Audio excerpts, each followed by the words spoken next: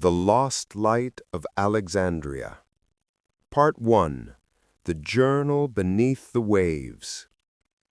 History is written by survivors, but truth waits, patient beneath the sea. In the spring of 1896, a fierce storm battered the Egyptian coast. Waves lashed against the old breakwater of Alexandria harbor, stirring layers of sand that had slept undisturbed for 2,000 years. When the morning sun returned, fishermen found something impossible.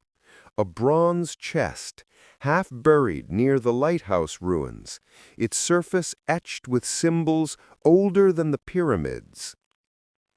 Professor Edward Langford, a British archaeologist stationed in Cairo, was summoned to examine it.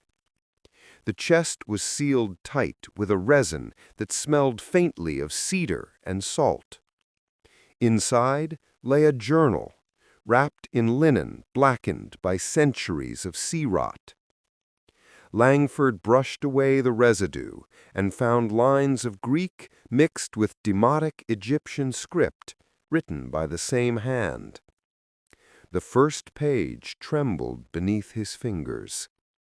To whomever finds these words, know that I, Callimachus of Alexandria, have witnessed the birth of a light that defies the sun, and for this light men will kill.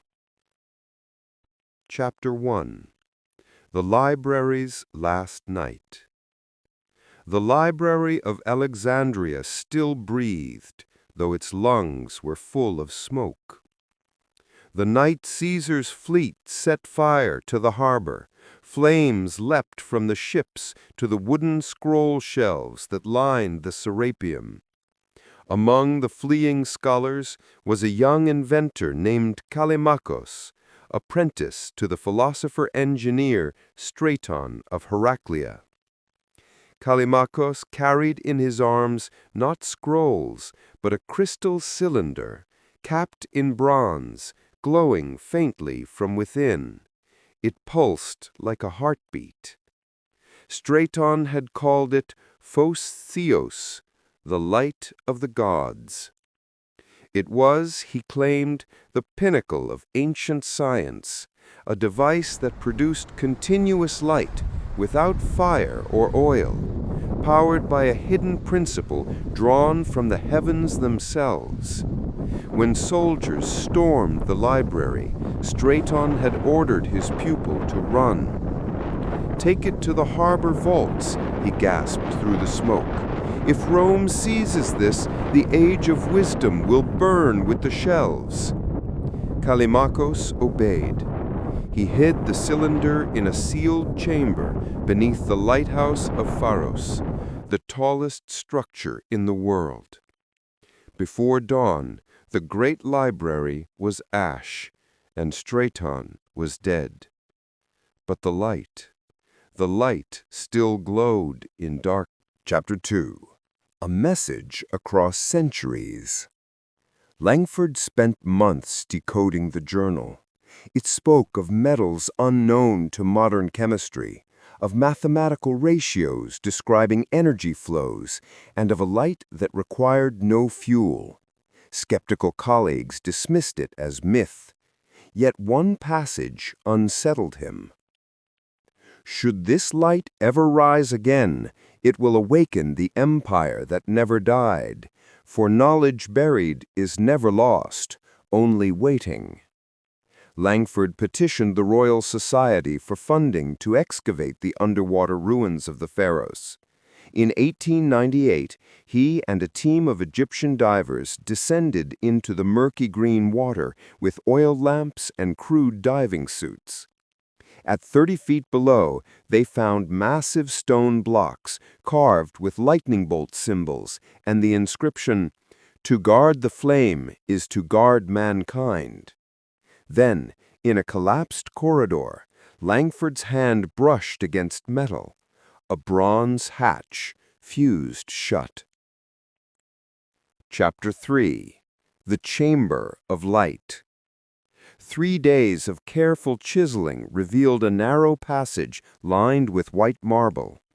Inside, perfectly dry despite centuries underwater, stood a pedestal. Upon it rested a cylinder exactly as described in the journal, transparent, crystalline, and humming faintly, even in the dark.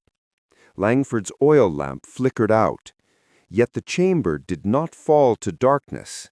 A soft blue radiance emanated from the cylinder, filling the vault with serene glow, enough to read by, enough to make the divers gasp inside their helmets. Langford stared, breathless. This was no trick of phosphorus or trapped gas.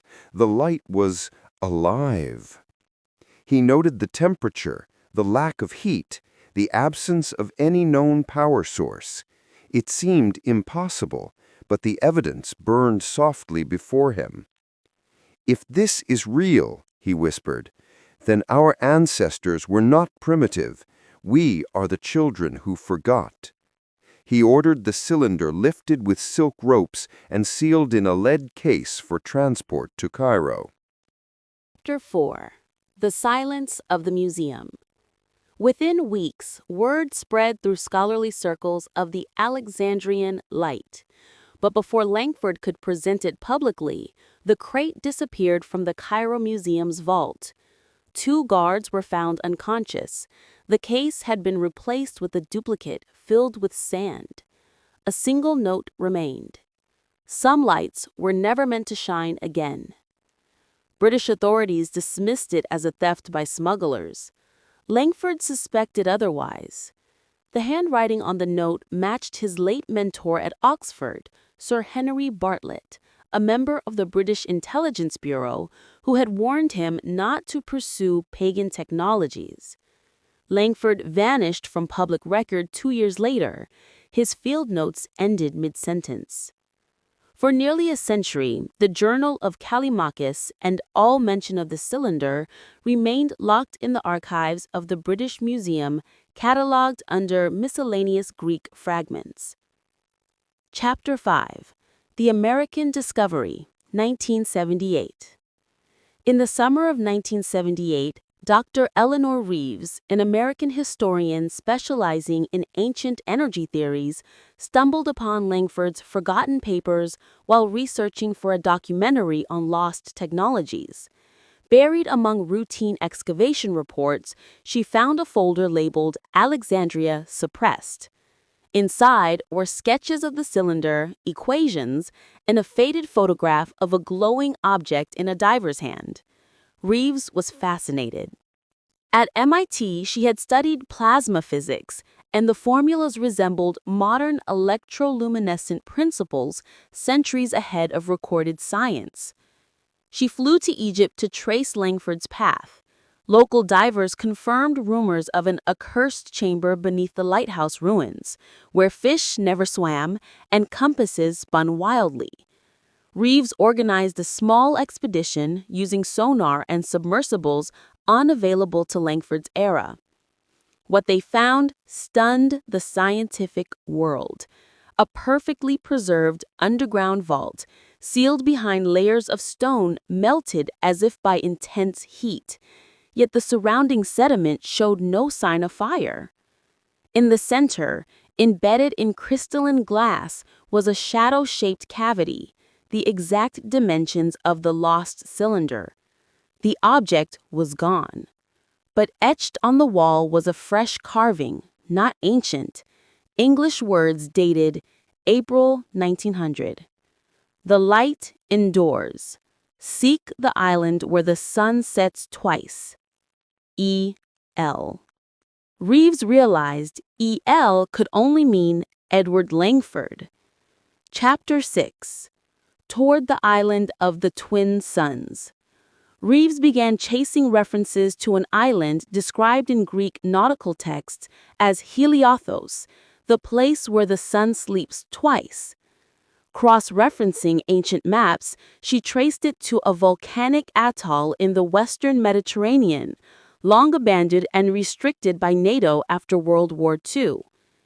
In 1980, she and her cameraman smuggled aboard a research vessel under false credentials. What they found would reignite one of the oldest conspiracies in human history. But that part of the story, the island, the secret order guarding the ancient power source, and the shocking link between Alexandria's lost light and modern science,